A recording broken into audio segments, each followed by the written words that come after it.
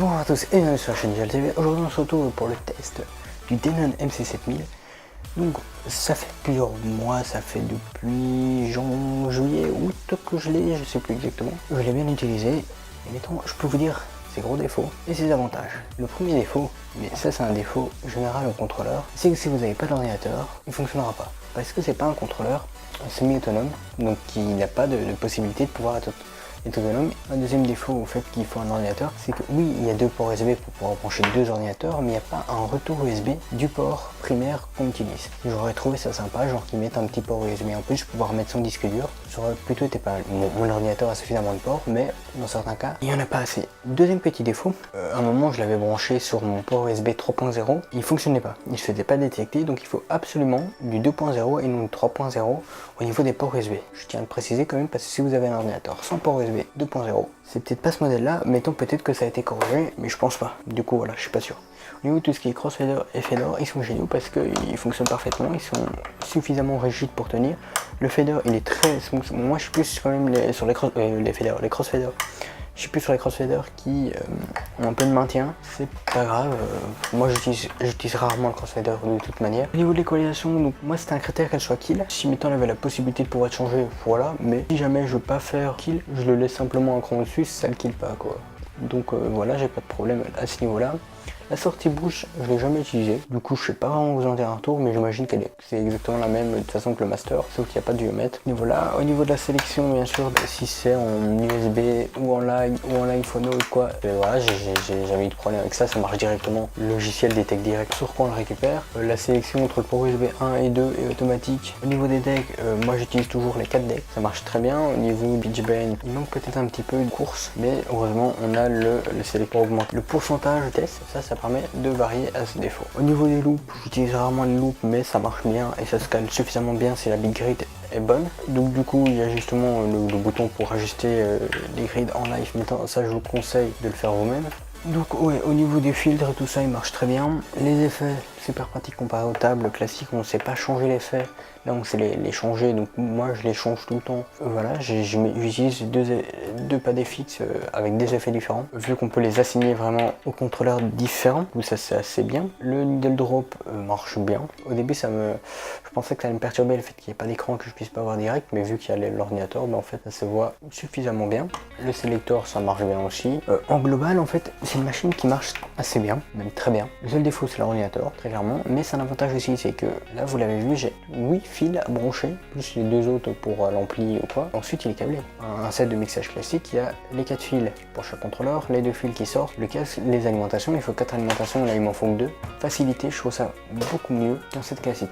Mais tant forcément je préfère aussi utiliser un set classique parce que ça a d'autres avantages qu'un simple contrôleur. En général ça marche plutôt bien. Alors aussi au niveau du sampler et tout ça, voilà, j'ai tous utilisé, il marche très bien, donc c'est très cool à ce niveau là. En fait j'ai rien d'autre à en redire à part que oui, de temps en temps sur le logiciel j'ai des petits frises. J'ai l'une des configurations les plus basiques qui est demandée pour Serato DJ Pro, donc je pense que c'est ça que c'est pas tout à fait fluide dans certains cas. Sinon il suffit de faire attention, d'aller bien sur le site de Serato pour voir les différentes configurations qu'ils recommandent au minimum, et je vous conseille de prendre quand même les plus haut de gamme pour être un peu plus tranquille. Alors je tourne aussi sur Windows 10, donc voilà, je sais que généralement ces logiciels là sont un peu mieux pour tourner sur macOS, donc Serato est excellent sur macOS, ça j'ai déjà pu l'utiliser là-dessus et j'avais pas eu de problème. Donc voilà, c'était sur un MacBook Pro. Allez sur Serato pour vérifier tout ça. Au niveau du prix, 700 € que je l'ai payé, c'est une télécommande à 700 €. Mais pas que, puisque en fait c'est comme une carte son hein, qu'il y a là-dedans. Il peut au niveau du mixeur être autonome, pas au niveau des contrôleurs. Donc c'est le voilà. Moi c'est pour ça que j'ai pris, parce que comme ça dans le futur je pourrais racheter les contrôleurs différemment et avoir 4 vrais decks sur le même mixeur. Donc c'est un peu évolutif sur le côté, puisque c'est vrai que sinon c'est pas évolutif ce genre de contrôleur. Et c'est ça ce que généralement je reproche à ces contrôleurs là. Mais donc celui-là il est évolutif. Alors on se retrouve avec je les vois pas bien du coup. Alors, une sortie master en XLR et en RCA. Ensuite, on peut forcément la passer, je sais pas si c'est uniquement la RCA ou les XLR. Les XLR sont avec une balance, alors que le RCA n'est pas balancé, et par contre on peut le mettre soit en mono soit en stéréo. Donc voilà, ça peut par exemple servir si vous repartez avec ça vers un petit pupitre lumière.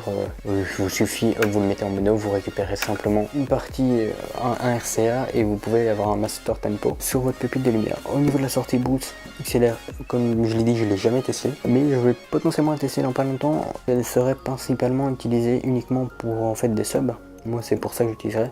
Normalement on peut utiliser pour avoir des retours sur scène, mais chacun utilise comme il veut. Ça reste une sortie classique. Au niveau des entrées, j'avais jamais utilisé en entrée directe, puisque encore une fois j'ai utilisé en contrôleur. Donc voilà, j'ai rien de plus à en dire, à part que le fait qu'il y a bien le line phono pour les deux entrées où on peut mettre une platine. Donc c'est deux extrémités, la 4 et la 3. Puis ici au niveau on a donc un combo jack XLR pour le micro 1 et uniquement un XLR pour le micro 2.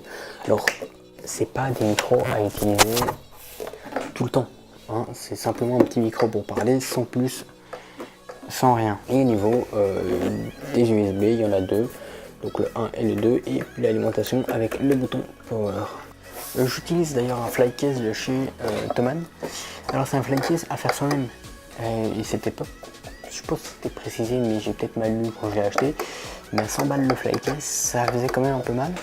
Moi je pensais qu'elle est déjà passée, surtout qu'il était mis recommandé pour cette table-ci. Je me dis, elle va être fait pour cette table-ci, et pas du tout.